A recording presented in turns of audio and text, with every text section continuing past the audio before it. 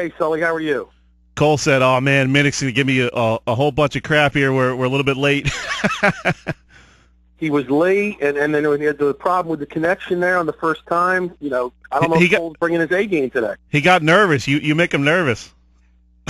No need to be nervous. He's a veteran of what he does, so He ought to be.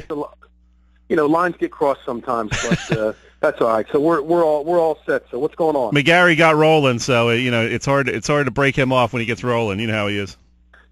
That's okay. McGarry's a good guy. He gets spread thin sometimes. So he's a master of all. So you got to give him his due. Talk about being spread thin, man. Tuesday is going to be a nightmare for sports reporters. I mean, we got all kind of games going on every which way.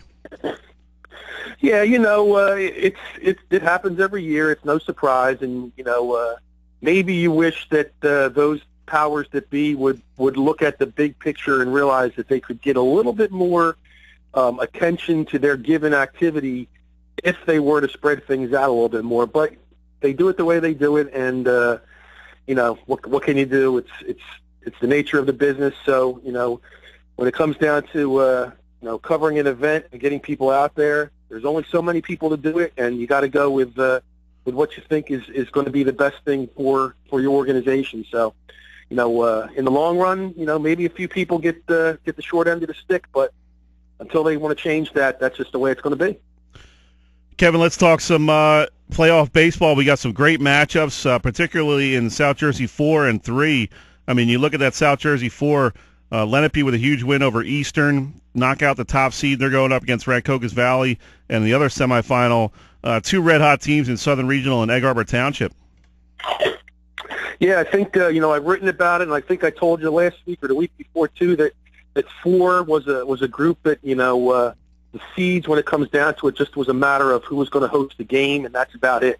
And it's kind of played itself out that way. And 4 is 4 has some tremendous teams in it and has had some really, really tremendous matchups. And you get down to the semifinals now, and you've got teams that are, like you said, you got hot teams, Southern and EHT in one side of the bracket, and then a Lenape and an RV team in the other side, and these two teams are equally as hot. So it only takes a bad throw here or a gap single there to drive in the one run you need, and we're seeing that. And just in looking across the board, even at just in general at all the brackets, the quarterfinal games yesterday over the last day or so have been very good games. There haven't really been that many blowouts.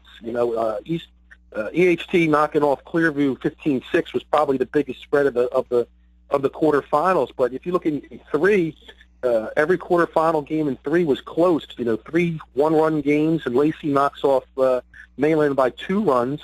And then even in Group 2, the 3 games that have been played so far, all one-run games. So you're seeing some very, very competitive games and real good teams going at it, and an opportunity to advance where one run is showing that it's proven to be the difference. Kevin, what do you think of this Highland team? I thought last year they were a year away. They played Ocean City pretty tough before the Red Raiders knocked them out, but they looked like a squad that was ready to make a move. Kind of the same situation as Lacey. These two teams both, I thought, were a year away last year, and we're seeing now that they're both in the semifinals. So a couple of great seasons by these programs. Yeah, I think going into the tournament in 3, Highland was one of the teams I thought could make it to the final, and they're a team that has just enough experience back from last year to know what it takes to win, to get to that championship game, and mix in some newcomers who have really stepped up and done a nice job. And DJ Gore's done a great job over there at Highland, and they find themselves one game away from where they were a year ago. And Highland is a team that is a very very gutty team, a real scrappy team. Not a team that I think blows out a lot of competitors. You look at their scores have been kind of close. They've had some games during the course of the season where they'll even say they should have won some games that they let slip away. But they have a senior in Anthony Maselli, tremendous competitor. The kid is a very, very strong competitive kid, and a lot of a lot of what they've done, he's been the leader of. And, he's the kind of kid that, it takes 9 guys to win a game. It takes the bench to win a game. But I think in this part of the season, you really look for someone or maybe a group of kids to kind of put the team on their back. And Anthony Maselli is that kind of guy for Highland. Talk with Kevin Minnick, South Jersey baseball guru. Kevin, non-public B South, great game on Tuesday. St. Joe travels down to Holy Spirit. This is going to be the 3rd time they've played. St. Joe's won both those regular season games to win the Cal United Conference Championship. But and I'm assuming that St. Joe will have their ace, Martino, ready to go. So Spirit's going to have to find a way to beat one of the top pitchers in South Jersey. Yeah, you look at both of those teams, and the Joeys have their number. And that's something that is going to come into the game where Holy Spirit's going to have a bit of a chip on their shoulder. They're a team that has played a pretty good schedule, and and most recently in these last, I want to say maybe 2 weeks or so, they've played some very, very competitive teams. Now they lost to Gloucester Catholic in the Diamond Quarters, but they weren't blown out by Gloucester Catholic. And you kind of look at Gloucester Catholic as kind of like the benchmark in South Jersey baseball, quite often. Holy Spirit is a team that's got some depth to it, it's got some experience to it, has one of the best catchers in South Jersey in Matt Rivera. They're going to be ready, they're going to be rested, the same as St. Joe. They both had opening round games where they won by the 10-run rule. So I think you're going to see, you don't get to the next round unless you win the round you're in. So they better both be throwing their ace and not looking ahead.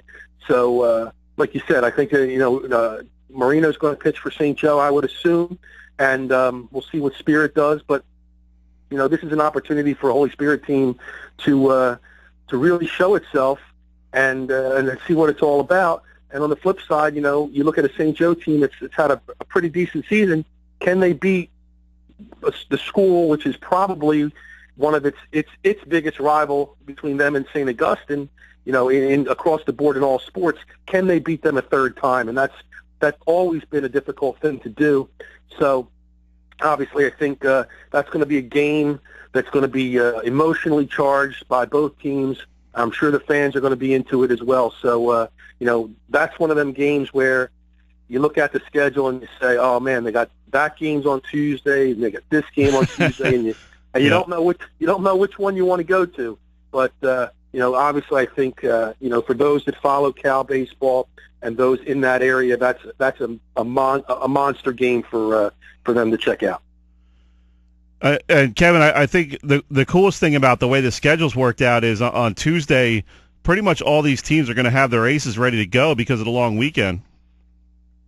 Yeah, you get the long weekend. You get some games that were, because of the weather, the way things had been spaced out, gave teams opportunities to throw guys they probably didn't think they could throw.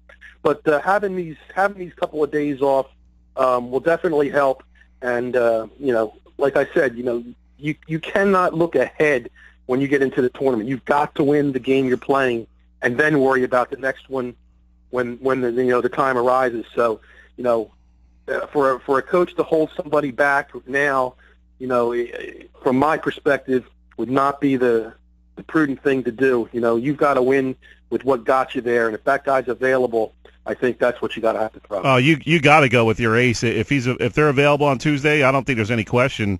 I mean, in the way these teams are so evenly matched, I can't see any coach in South Jersey saying, hey, let's hold this guy off for the championship game. Like you said, you got to get there first. I hear you, Sully, but you know what? I've seen it where coaches have thought, what? Let's see if we can piece together this to get to that next game, and it doesn't happen. Really? I've seen it happen before. I'm not going to mention in particulars. I don't want to embarrass anybody, but I've seen it happen. And then after the game, you look them in the eye and you say, you kind of shrug your shoulders and can you kind of tell me why you didn't go with A and you decided to go with B and C?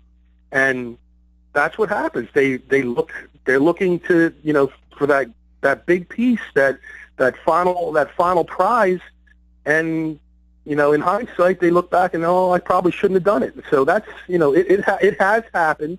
It doesn't happen as often as you may think it does, but, it's out there. But I'm pretty confident that, the way the pitching rules are set up and the pitch counts are set up, that these guys will go with their aces, and they'll have Wednesday, Thursday to rest up, and maybe hopefully maybe teams can get a big enough lead where they don't have to throw the ace and use up the maximum number of pitches to allow him to get to that Friday and pitch as well. So it's all you got to know your math, you got to know your situation, get a feel for what's going on, and understand your team. But like we said, you've got to go with what got you there if you want any chance possibly of getting to the championship.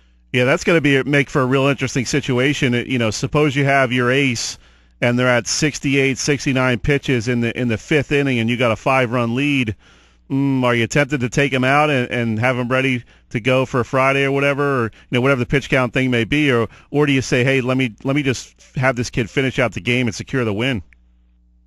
Yeah, it's something that these guys are going to be thinking about, and you kind of hope if you got yourself a 5-run lead, you're going to really, I think you're going to start to think about it. A closer game, you're probably going to have to let that guy go, but it takes more than one guy to win a championship. So if that starter can get you a little deep, get you a decent lead, and then you look around. Hopefully the guys that you've got coming out of the pen can hold down the fort. I don't think any lead's safe in high school baseball. I mean, you look at that Egg Harbor Township Clearview game. EHT got off to a 6-0 lead in the first, and 2 innings later it's 6-4, and you're in a dogfight. So I think you kind of have to ride your ace as long as you can on Tuesday for a lot of these coaches.